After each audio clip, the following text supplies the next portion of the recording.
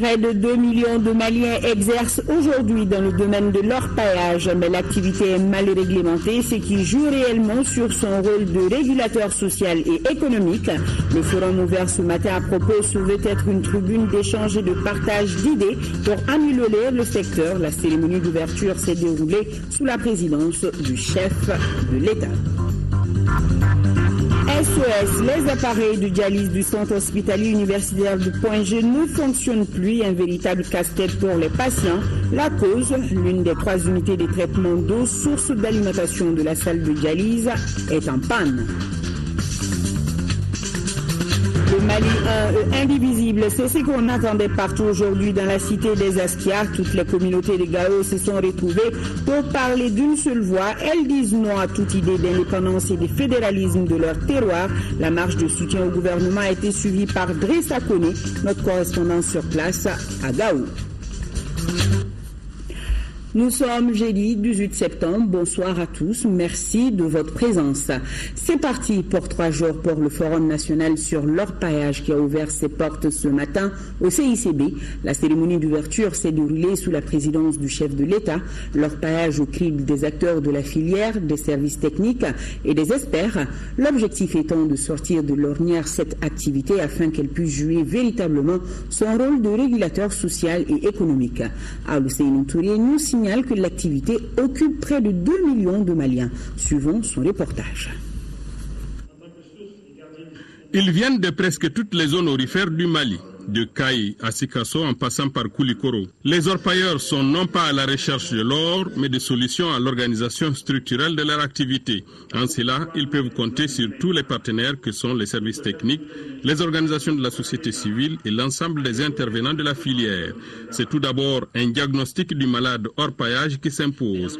Premièrement, l'emprise de l'éducation familiale sur l'organisation des mines artisanales est aujourd'hui remise en cause par la mécanisation des placers et l'apparition des phénomènes de ruée vers l'or sur la base de rumeurs souvent infondées, associées à des flux migratoires de jeunes orpailleurs qui n'ont pas d'attache familiale dans les zones d'exploitation.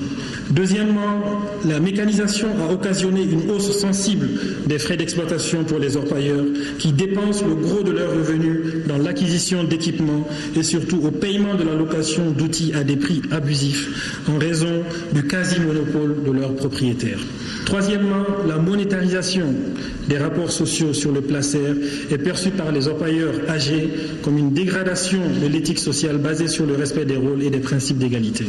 Dans la panoplie des remèdes, l'extraction des enfants et des femmes de cette activité, l'interdiction des substances comme le cyanure ou encore le mercure, toutes choses qui contaminent dangereusement l'environnement et contribuent à désorganiser le tissu social. Pour que les orpailleurs sortent du cercle vicieux de la pauvreté et de la précarité dont il a été question plus haut, un programme de travail volontariste sera discuté avec le secteur bancaire et les orpailleurs qui devront se mettre en condition de pouvoir travailler suivant des normes qui donnent les assurances que l'activité est bancable.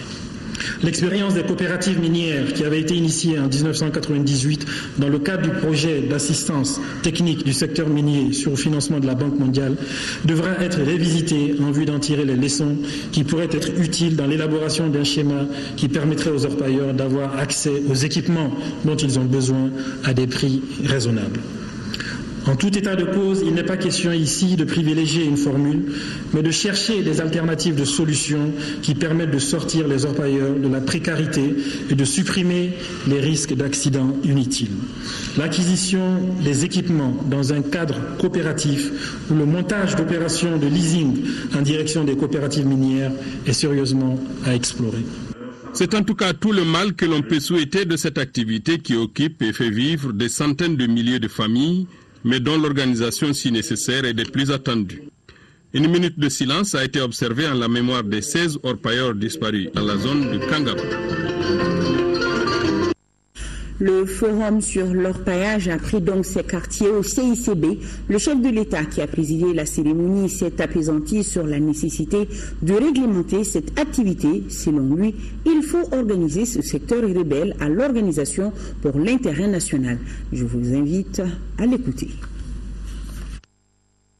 Ce forum, nous le tenons à un moment opportun de l'évolution de ce sous-secteur de notre industrie minière et je vous en félicite, Monsieur le ministre, vous, votre équipe et tous ceux de la Chambre des mines, mon cher frère Pona et autres qui avaient pris part. C'est l'intérêt national avéré. En effet, les conséquences négatives de l'orpaillage sur les hommes, l'environnement, la sécurité, la santé, l'agriculture et l'éducation sont à présent devenues très visibles et largement répandues sur le territoire national. Aussi, des corrections sont nécessaires. De la part de la puissance publique, elles sont devenues d'urgence absolue. Surtout en ce temps où un monstre rôde dans notre sous-région, je dirais même le monde, maintenant, les sites d'orpaillage. Avec le désordre ambiant, les entrées par toutes sortes de ports PORES nous exposent totalement. La vigilance de notre ministère de la Santé, je salue au passage, est aujourd'hui aussi à saluer. Il n'empêche que les sites sont là des lieux particulièrement exposés. Toutes ces raisons nous font obligation aujourd'hui de songer à organiser ce secteur jusqu'ici rebelle à l'organisation. Et pourtant, il ne peut pas en être autrement. Pour le salut public, pour l'intérêt national bien compris, tout ce que nous faisons, tout ce que nous ferons dans ce pays ne sera jamais contre les intérêts du peuple. Jamais. Nous en avons fait serment et nous le tiendrons, Inch'Allah. Servir le peuple, ses intérêts, suppose organiser la société de manière à ce que chaque segment se sente à l'aise, qu'aucun ne fasse tort à l'autre. Si l'activité d'orpaillage devient sujet de préoccupation nationale, d'inquiétude pour la santé publique, d'abord pour les populations des zones concernées immédiatement, ensuite de l'ensemble plus vaste, régional et national, par le fleuve. Pouvoir public, nous sommes en devoir et en droit de faire en sorte que le laisser-aller cesse. Dans l'intérêt même des orpailleurs, aidez à vous organiser pour que le maigre gain que vous tirez d'activités dangereuses pour votre santé, pour votre bien-être, ne soit toujours réduit à néant par le fait d'intermédiations douteuses, spéculatives à souhait, et d'exposition de vos êtres, de vos corps, à des manipulations dangereuses. Le président de la République a successivement reçu en audience cet après-midi le directeur des Instituts nationaux de la santé des États-Unis, les médailles d'or de l'indépendance du Mali et le ministre de la Défense de la République du Tchad. Avec le premier, les échanges ont porté sur la construction d'un centre universitaire de recherche clinique à Bamako. Quant aux médailles d'or de l'indépendance, le chef de l'État a échangé avec eux sur plusieurs sujets intéressant la vie survie de la nation. Entre le président de la République et le ministre tchadien de la Défense, c'est la sécurité qui a dominé les échanges. Le ministre tchadien était venu s'inquérir des conditions de travail de l'armée tchadienne au Mali. Au cours de cette audience, le président de la République a présenté ses condoléances aux autorités du Tchad et au peuple tchadien suite à la mort des militaires de ce pays, amis tombés sur le champ de l'honneur. Nous y reviendrons sur ces audiences dans nos prochaines éditions. Et ce communiqué par rapport à la mort des militaires tchadiens, le gouvernement malien et la MINUSMA ainsi que tout le peuple malien sont profondément attristés par la mort aujourd'hui de 5 casques bleus tchadiens suite à une attaque à l'engin explosif contre un véhicule militaire de la MINUSMA sur l'axe Aguelok-Tessalit. 3 autres soldats ont été grièvement blessés lors de cet incident. Le président de la République condamne cette nouvelle attaque avec la plus grande fermeté et selon le chef de la MINUSMA, ces attaques n'affecteront en rien la détermination des Nations Unies à soutenir le gouvernement et le peuple malien dans leur recherche de la paix. Le gouvernement malien et le représentant spécial du secrétaire général des Nations Unies expriment leurs sincères condoléances aux familles des soldats de la paix décédés ainsi qu'au gouvernement et au peuple tchadien et souhaitent un prompt rétablissement aux blessés. Il y a 2 jours de cela, le Forum international de la jeunesse sur la paix et la sécurité au Sahel commençait dans notre capitale.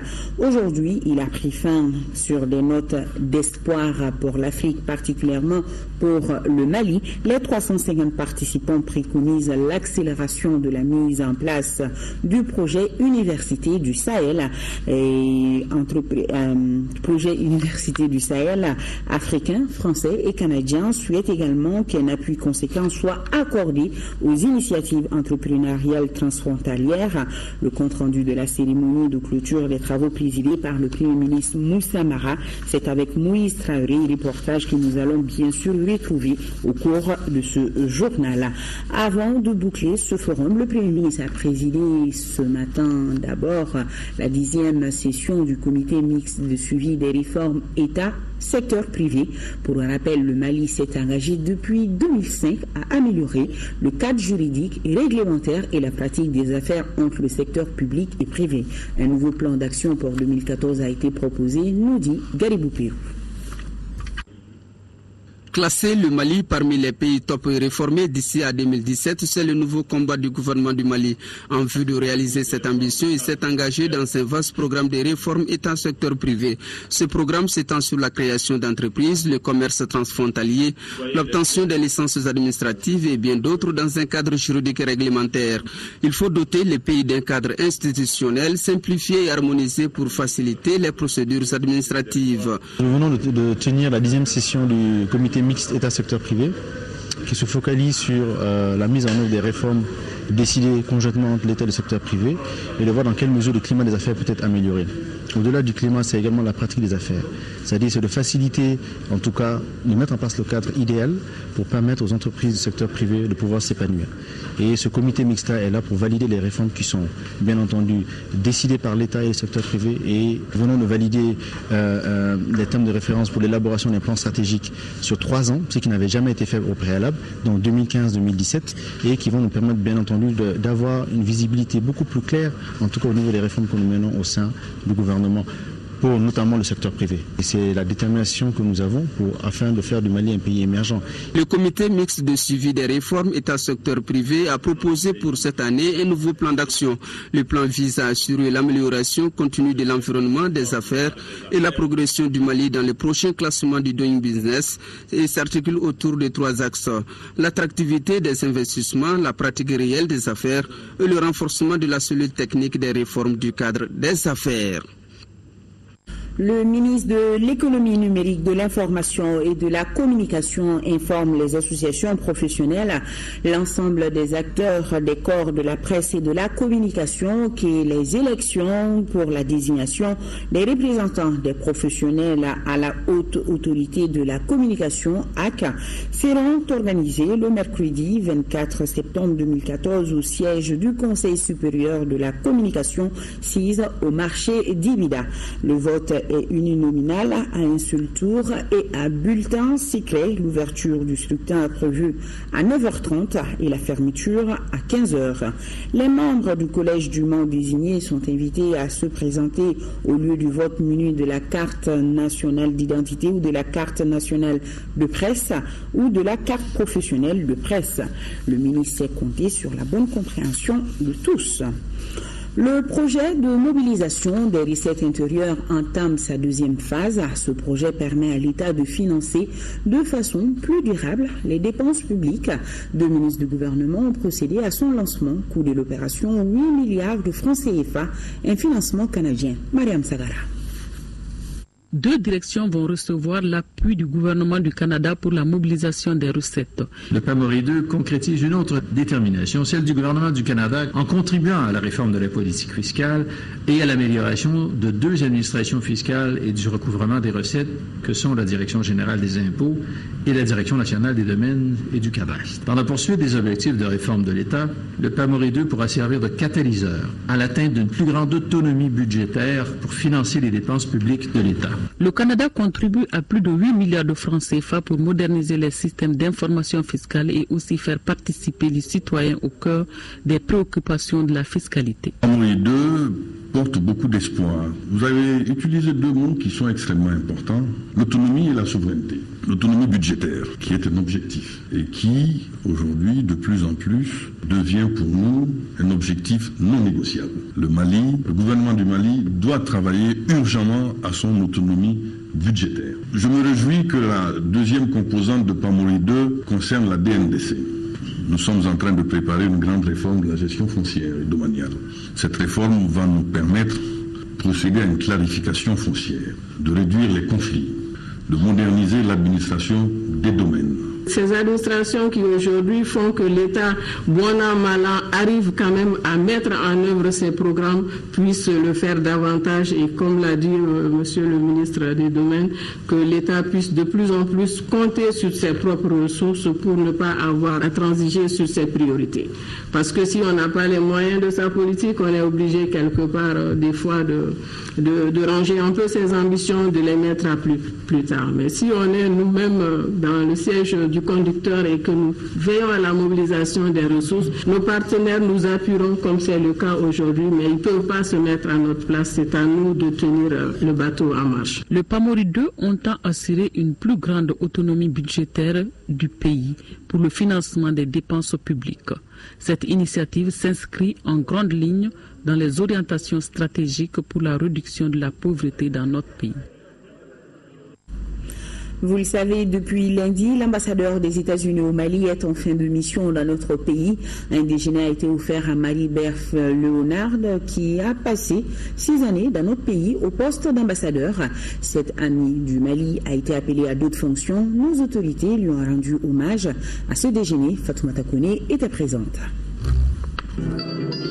En levant les verres dans cette salle du Radisson Blu, les membres du gouvernement et les diplomates donnent ici un au revoir et non un adieu à Marie-Berthe Léonard en fin de mission dans notre pays. C'est le moment et le lieu de souligner qu'avec votre engagement personnel, la coopération entre nos 2 pays a conservé son caractère amical et fécond. Pour preuve, le soutien continu de votre pays au nôtre, au plan multilatéral, avec des appuis logistiques et financiers dans les opérations militaires de reconquête des régions du nord du Mali, ainsi que de l'appui au processus électoral. Pour une occasion joyeuse et triste, et je ne vais pas pleurer, mais je ne dirais pas que je veux partir, et je suis dans un sens technique, peut-être prête à partir. Marie-Berthe Léonard promet une coopération sans faille dans les jours à venir. Et même aussi lointain que 1992, on a créé un centre de collaboration de recherche, le centre de formation et de recherche sur le paludisme. Et plus tard, c'était un centre international pour l'excellence et recherche. Et puis un programme CEREFO, un centre de recherche et de formation sur le VIH et la tuberculose. En fait, on expérimente même un vaccin pour l'Ebola. Celle qui fut une hôte de marque reçoit ici un tiwara et d'autres cadeaux symboles de bravoure et de paix avant d'être décoré commandeur de l'ordre national à titre étranger. Merci à vous, Madame l'ambassadeur, et bonne continuation. L'épouse du chef de l'État continue ses visites de terrain.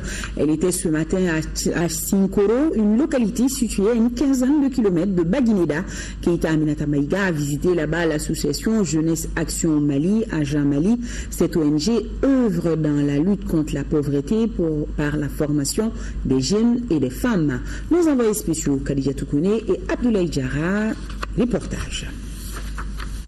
Partout au Mali, les femmes et les jeunes œuvrent pour assurer leurs devoirs quotidiens. De l'autre côté, des ONG travaillent d'arrache-pied pour améliorer leurs conditions de vie.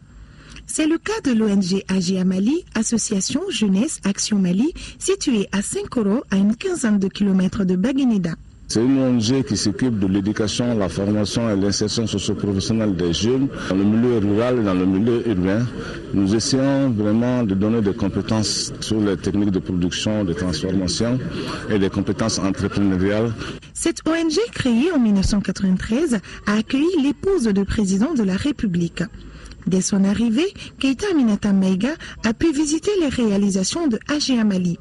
La délégation s'est rendue dans les salles de formation à l'usine de transformation des noix de karité.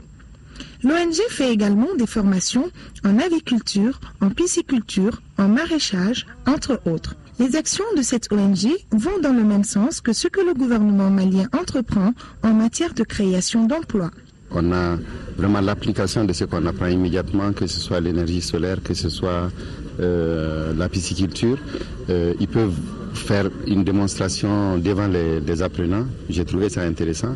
Et dernière chose assez originale, c'est la manière dont on apprend à des gens qui ne savent ni lire ni écrire comment faire l'entretien des panneaux solaires, par exemple. Si on parle de formation, on parle de jeunes, on parle d'innovation, on parle de créativité, je pense que c'est quelque chose d'essentiel pour le pays. Ces jeunes qui sont là, c'est un développement intégré. Vous avez toutes sortes d'activités et qui se recoupent et qui marchent ensemble pour aboutir à quelque chose de bon pour le développement du jeune malien, pour aller contre le chômage, pour la réduction de la pauvreté.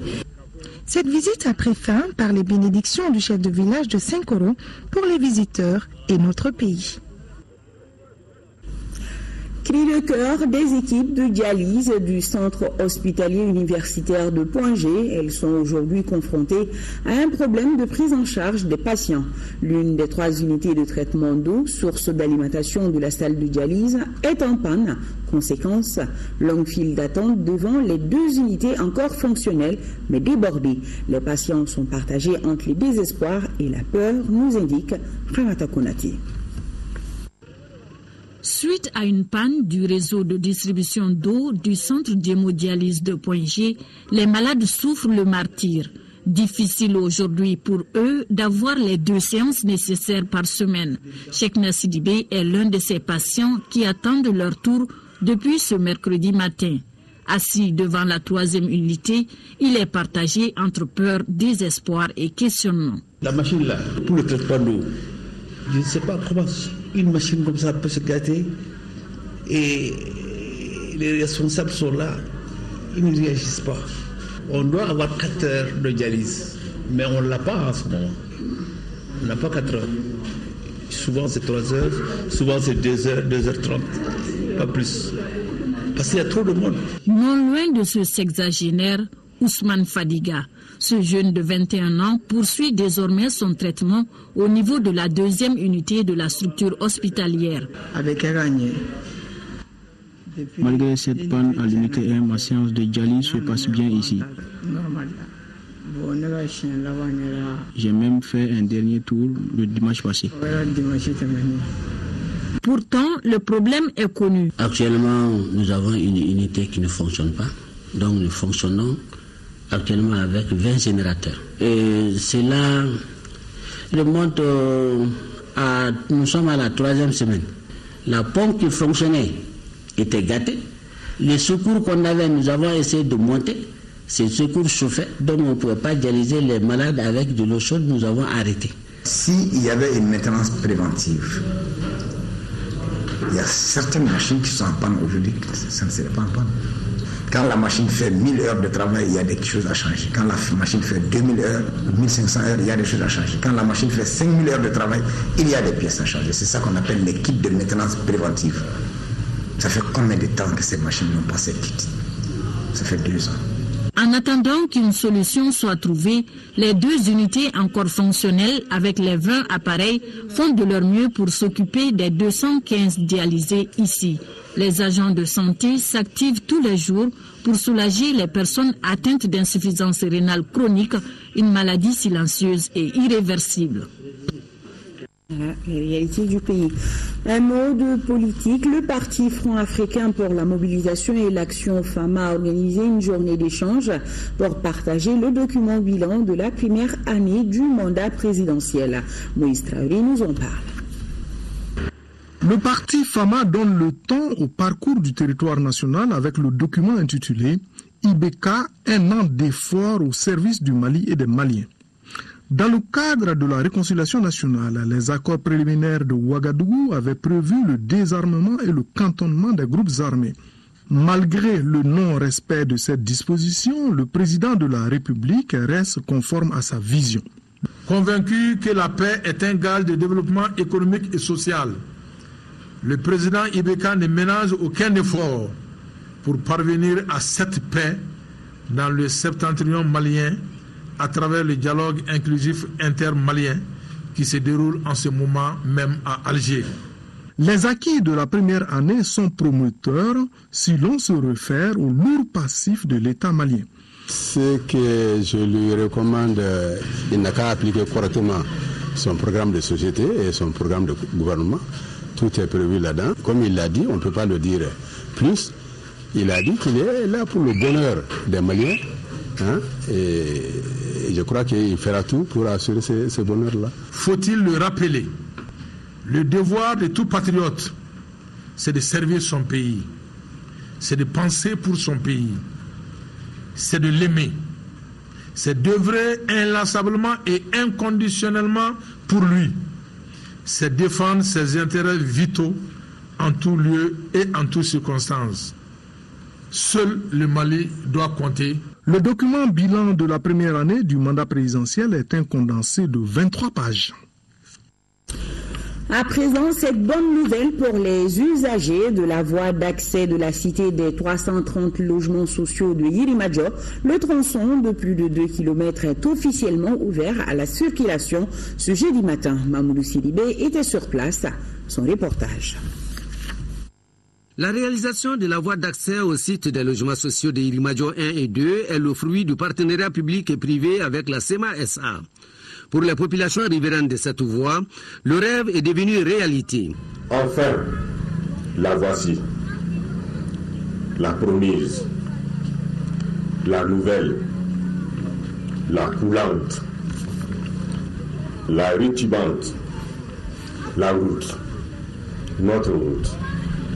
Les autorités locales de la commune ont salué ces gestes et ont souhaité le prolongement de la route jusqu'au bout de la SEMA 1. Le ministre de l'Urbanisme et de l'Habitat a félicité la société d'équipement du Mali, SEMA SA, qui a réalisé ces projets avant le délai contractuel. Ces travaux préfinancés par la SEMA, dans le cadre d'un PPP, partenariat public-privé, ont porté sur le bitumage, le drainage des eaux pluviales, la réalisation des ouvrages de franchissement, et l'électrification de la voie de raccordement des 2 sites à la route nationale 6 et route de Ségou pour un montant total d'un peu plus de 2,1 milliards. Le dit montant sera remboursé par l'État du Mali sur une période de 2 ans. L'adjoint au maire de la commune 6, dans son message aux populations bénéficiaires, a reconnu que la réalisation d'un ouvrage est plus difficile que son entretien. La salubrité et l'hygiène, le ministre les a aussi évoqués dans son discours. Mahamadou Diarra sait de quoi il parle, puisque déjà, la dégradation de cette voie en des endroits serait due au mauvais comportement de l'homme. Deux localités de la commune rurale de Wélé-Sébougou à 80 km de Bamako en deuxième région disposent désormais de salles de classe. Ces infrastructures qui ont coûté la somme de 32 millions de francs CFA sont l'œuvre de l'honorable Adama Tidjane Traoré, un enfant de la localité. Nos envoyés spéciaux sont Sidi Modibo Damele et Abraman Maïga.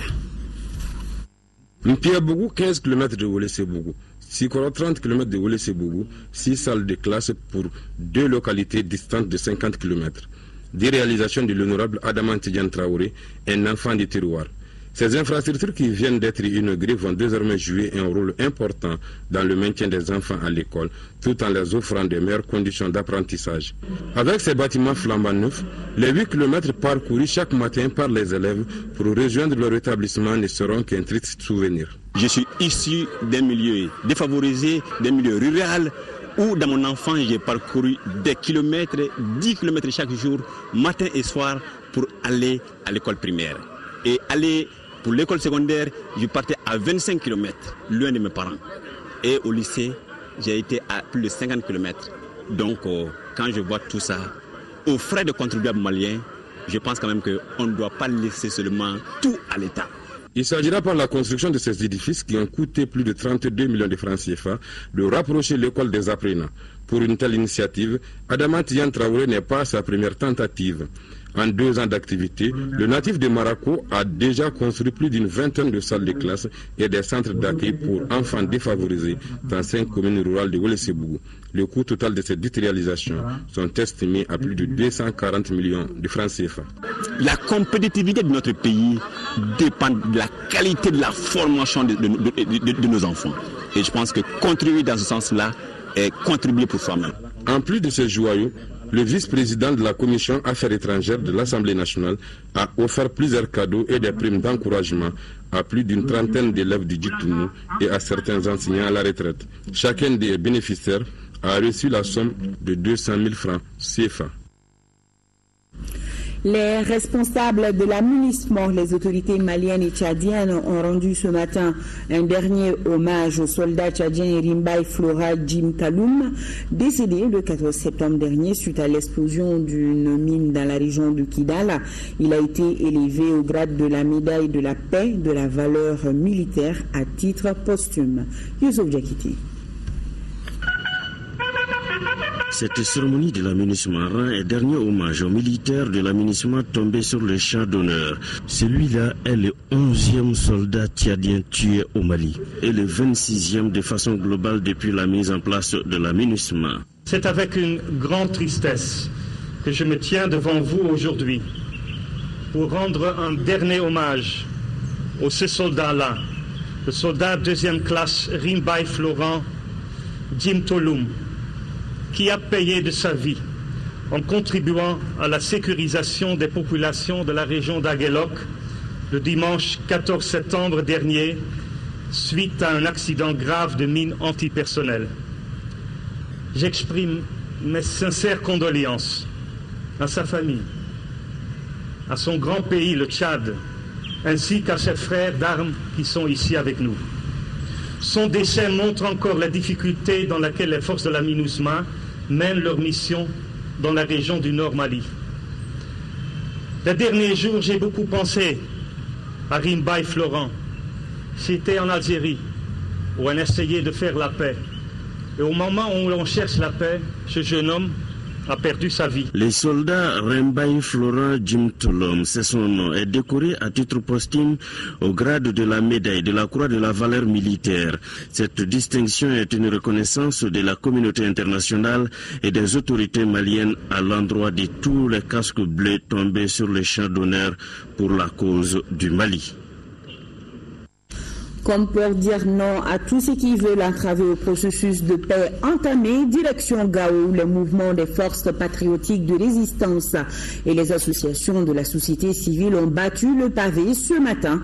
Tous disaient non à la division de leur terroir.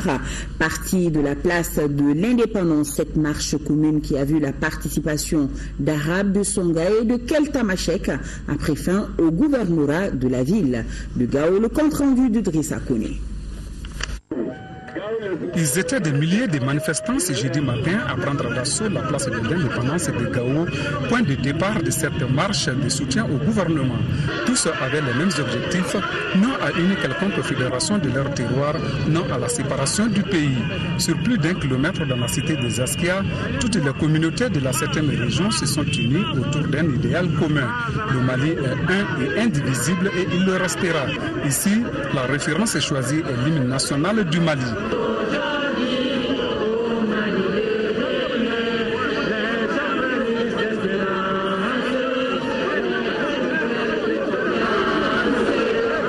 Pour la circonstance, les communautés Sonraï, arabes, Kaltamachak pour ne citer que celles-ci, organisées en différentes associations, ont remis une déclaration à l'exécutif régional.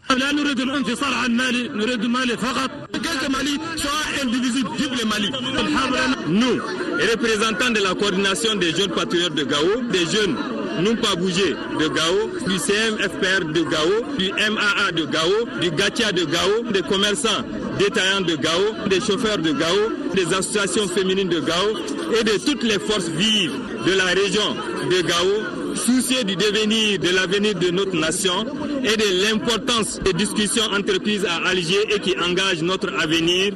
Nous soutenons vivement la position des représentants de Gao et de l'État dans les pourparlers enclenchés à Alger.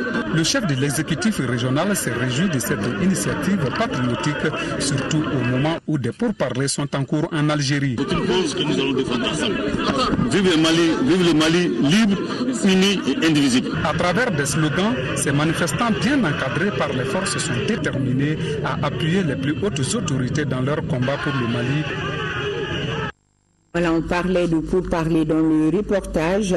La coordination des associations et ONG féminines du Mali, CAFO, salue l'ouverture des pourparlers entre les différentes parties, salue également la maturité et le patriotisme des représentants du peuple malien, suit avec intérêt les négociations, lance un appel pressant aux différentes parties pour que ces pourparlers soient pourvoyeurs d'espoir pour les populations maliennes, toute sensibilité confondue qui croupissent sous le poids de l'incertitude et de l'insécurité depuis plus de 2 ans.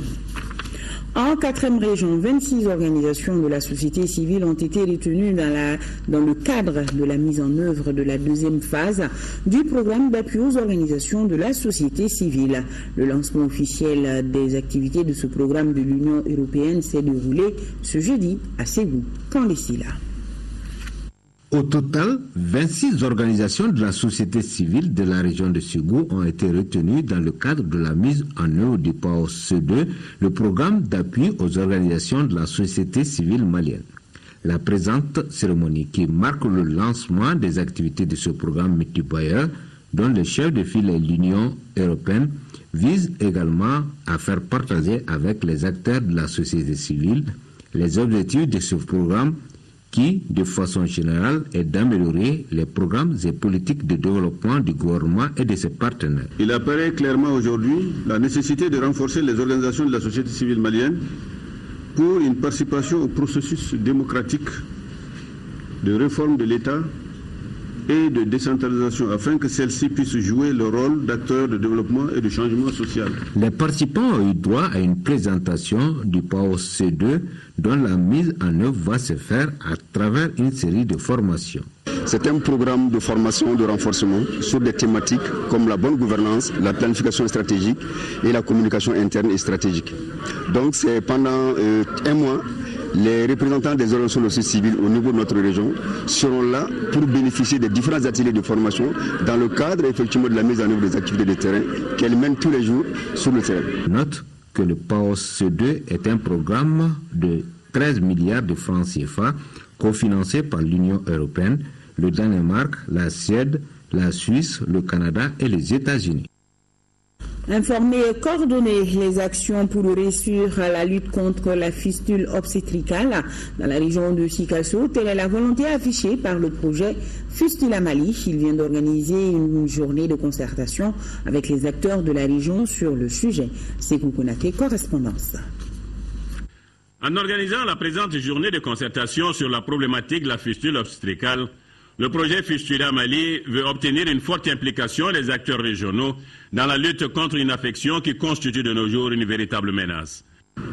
On estime qu'au Mali, entre 1804 et 2405 femmes courent le risque d'une fistule obstétricale par an, ce qui est énorme et très probablement en dessous de la réalité.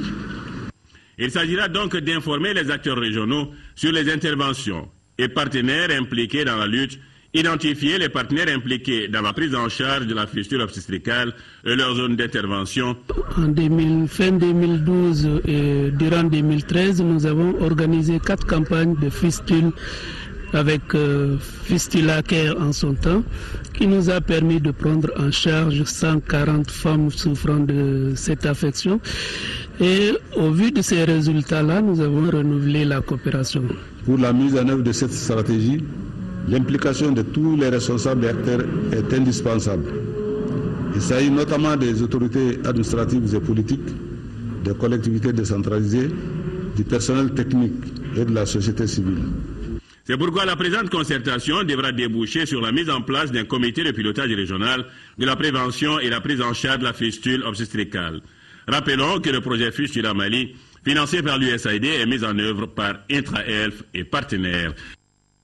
Revenons à Bamako, direction le CICB avec la fin cet après-midi du Forum international de la jeunesse sur la paix et la sécurité au Sahel. Les 350 participants préconisent l'accélération de la mise en place du projet Université du Sahel. Les détails, c'est avec Moïse Traoré. Le Forum international des jeunes sur la paix préconise l'accélération de la mise en place du projet Université du Sahel. Les 350 participants africains, français et canadiens souhaitent également l'appui aux initiatives partenariales entre jeunes de la bande sahélo-saharienne. Des recommandations contenues dans un document intitulé « Appel de Bamako » que le chef du gouvernement devra remettre au président de la République. Nous allons travailler à ce que les actes du forum soient suivis d'effet. Nous serons attentifs à ce qu'un véritable plan d'action soit conçu. Plan d'action fixant les responsabilités des uns et des autres, puisque j'ai compris que dans vos conclusions, des actions sont prévues pour vous, d'abord, et des actions sont prévues pour les autorités. Donc faisons en sorte que chacun fasse la part de son travail, et je pense que ce forum pourra ainsi faire date et dans le Sahel et sur le continent africain. La rencontre de 3 jours qui a eu le soutien de la Fondation Forum de Bamako et de plusieurs partenaires internationaux recommande également une lutte efficace contre le chômage et le soutien des initiatives transfrontalières. Les délégués n'ont pas manqué de formuler des propositions de sortie de crise pour la République centrafricaine et le Mali. Il nous faut plus que des mots, il nous faut plus que des discours. Il nous faut aussi et surtout plus d'engagement et plus d'action soutenue par une volonté réelle de refuser cet héritage de haine et de bassesse qui n'est pas nôtre. Cette volonté que nous devons à tout prix avoir pour l'Afrique, pour son essence même, ne peut se loger dans quelque bouche que ce soit. Cette volonté doit résider à tout moment et à chaque instant dans nos cœurs et peu importe l'endroit, les positions ou les circonstances où l'on se trouve. L'acte concret qui résulte du forum est la mise en place de l'Union panafricaine des jeunes pour le Sahel. Le réseau a choisi pour parrain le président Ibrahim Boubacar Keïta. À présent, un tour à la Mecque avec le démarrage ce matin des activités de la Ziyara du Hajj 2014 sur les lieux saints à Médine. Au programme, la visite des sites religieux, notamment Ouhoud autour de Médine, la mosquée de Kouba ou encore celle de Kiblanteni, communément appelée mosquée des 2 directions. Pour comprendre la symbolique de ces sites religieux, suivez cette visite guidée avec Madame Sissé Djenabou Keïta de l'encadrement religieux du Hajj. Elle est au micro de nos envoyés spéciaux à Médine, Moussa Ahimaïga, Soumeila Ouidrago et Modibo Fofana. Bon, le lieu de la bataille de Ouhoud, c'est la bataille des musulmans et les mécréants. Et c'est là, le prophète il avait donné des consignes à 50 personnes qu'il avait des arcs de se mettre à ce côté sur cette colline-là et pour faire la garde, des musulmans. Et de ce côté, mais malheureusement, ils n'ont pas respecté les consignes. C'est pour cela que après quelques minutes, ils ont vu que les musulmans ils ont gagné. Et c'est pour cela que ils ont descendu. Et ils n'ont pas respecté les consignes du prophète. Et c'est en ce moment-là que Khalid ibn al-Walid, qui était un mécréant, a eu l'idée de faire le tour pour sortir de l'autre côté, derrière les musulmans. Il a donné un frappe aux musulmans. C'est pour cela qu'eux, ils ont gagné et les musulmans, ils ont perdu. Pendant cette guerre-là, il y a eu 70 morts. Ceux-là, ils sont tous enterrés ici, mais il y avait 3 des compagnons du prophète, sallallahu alayhi wa sallam, dont Hamza. Hamza, c'est l'oncle du prophète. Et Mus'ab ibn Umayr, lui aussi c'était un grand compagnon du prophète sallallahu alayhi wa sallam. Ils sont d'un côté et les 70 personnes ils sont de l'autre côté. Ils sont tous enterrés dans ce cimetière-là. Cette mosquée, c'est la mosquée de Koupa, la première mosquée construite dans l'islam par le prophète sallallahu alayhi wa sallam et ses compagnons. Et ils ont commencé ici dans cette mosquée. Et l'avantage de cette mosquée maintenant, le prophète a dit dans un hadith, sallallahu alayhi wa sallam, que celui qui peut prier 2 rak'ahs dans la mosquée de Kouba, il aura le bienfait d'un umrah au complet. C'est ce que nous allons faire tous. Avant de poursuivre ce journal, cette annonce. Après ce journal, vous pourrez suivre un magazine spécial sur la visite du président de la République, Ibrahim Boubacar Keïta, en Chine. Le chef de l'État était l'invité d'honneur du Forum économique mondial. Au cours de son séjour, le président de la République et les partenaires chinois ont signé 34 engagements pour 5 500 milliards de francs CFA. Magazine spécial à suivre donc tout à l'heure après ce journal. Tamani d'Or revient. La 10e édition du Festival international de musique se tiendra du 21 au 27 septembre prochain. L'annonce a été faite ce matin au cours d'un point de presse. L'événement dont le thème cette année est paix et réconciliation nationale au Mali s'inscrit dans le cadre d'un Mali qui retrouve la stabilité. Modibo Souaré nous fait le point. Après 2 années d'absence, le festival Tamani d'Or retrouve la scène culturelle de notre pays avec un nouveau concept, une nouvelle particularité et de nouveaux partenaires spéciaux. Une reprise qui s'inscrit dans le contexte d'un Mali sur le chemin du retour à la paix et à la réconciliation nationale. Et la paix est de retour. Beaucoup d'actions sont en train d'être menées pour qu'il y ait une paix durable. Et c'est l'occasion pour nous de revenir avec ce festival et toutes ces activités de ce festival pour quand même permettre un rayonnement culturel du Mali. Pour ce rendez-vous 2014, le comité d'organisation de ce festival international de musique proposera un plateau inédit d'expression des artistes maliens et ceux des pays amis du Mali pour véhiculer des messages adéquats et autres slogans prônant la paix, l'union et la cohésion sociale. Cette année, c'est une particularité des ateliers de formation à l'endroit des journalistes culturels, des managers et des artistes. 20 Tamani seront décernés en 2 principales catégories. La catégorie art, musique et communication et la catégorie institutions, associations et ONG. Outre les partenaires traditionnels du festival comme le ministère de la Culture du Mali, l'Union européenne, Orange Mali, cette année, la MINUSMA s'est manifestée pour apporter son soutien à Tamani, vu le thème choisi par les organisateurs, à savoir paix et réconciliation nationale au Mali. Un événement dont le démarrage officiel coïncide avec le 21 septembre décrété Journée internationale de la paix. J'espère que ce festival va reprendre et il va être régulier et qu'il va s'étendre davantage sur tout le territoire du Mali, un Mali uni, un Mali souverain, un Mali que les Maliens veulent avoir sans discrimination aucune, dans l'unité, dans l'harmonie. Je crois que les nouvelles que nous avons d'Alger, où il y a les pourparlers, s'annoncent jusqu'à maintenant. C'est de bonnes nouvelles. Édition très spéciale donc pour cet événement culturel qui contribue aux différentes actions qui prônent les retours définitifs de la paix dans notre pays. Le Festival international de la musique au Mali, dénommé les Tamani d'Or, c'est une manifestation visant essentiellement la promotion de la musique malienne, celle du continent africain et de sa diaspora dans leur dimension traditionnelle et moderne. Toujours en parlant de musique, le rossignol du Mandé nous revient aussi avec Fakele Mbakele. Son dernier single, un morceau enregistré au studio Mofou avec la participation de 10 grands artistes d'ici et d'ailleurs. Le concept vise à sensibiliser le peuple malien pour un retour définitif de la paix.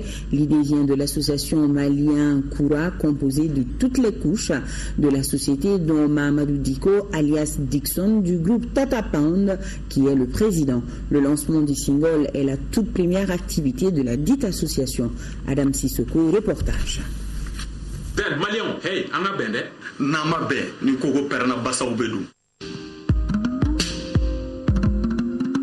Un message poignant pour entamer une belle mélodie. Le titre, c'est Fakele Bakele. En français, même père, même mère. C'est le dur labeur de 10 grands noms de la musique qui sont d'ethnies différentes, mais très engagés et liés au Mali. Ce morceau, c'est simplement pour encourager et pour contribuer par rapport à l'unité nationale. Et le message que les artistes ont lancé dans ce morceau, c'est 2 messages principaux. Et le premier message, c'est à l'endroit du peuple malien. Nous disons au peuple malien de jouer pleinement son rôle dans la réconciliation nationale. Le deuxième message que nous avons lancé dans ce cycle, c'est à l'endroit des hommes politiques.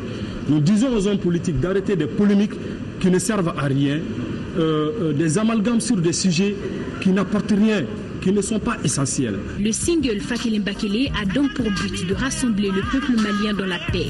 Il dure exactement 6 minutes 20 secondes.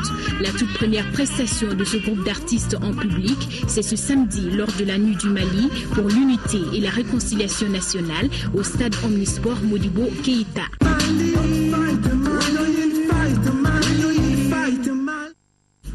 Et du sport avant de vous quitter, la saison 2013-2014 de football a pris fin cet après-midi par le sacre du stade malien de Bamako après sa victoire 1-0 face aux 11 créateurs. Pendant ce temps, le club olympique de Bamako s'est incliné à Ségou devant l'AS Bakaridjan 1-0 également. Il s'agit du 16e titre de champion des Blancs de Bamako. Le stade malien et les COB représenteront le Mali à la prochaine Ligue des Champions alors que les 11 créateurs et les Djoliba AC joueront la Coupe de la Confédération. Le Debo Club de Mopti, l'Office du Niger Sport et LWJ sont relégués en 2e division. Ils seront remplacés par le Mamaïra de Kati, l'AS Sabana de Mopti et l'Avenir de Tombouctou. Voilà, nous souhaitons un bon pèlerinage à tous les musulmans, que Dieu vous accompagne. Sur ce, prend fin ce journal. Demain, Aoui Touré sera là pour les éditions du soir et Amadou Sankari pour celles du matin. La météo tout à l'heure avec Aïssata Kamara. Rachel Tissouki vous donne aussi rendez-vous dans le JT de formation.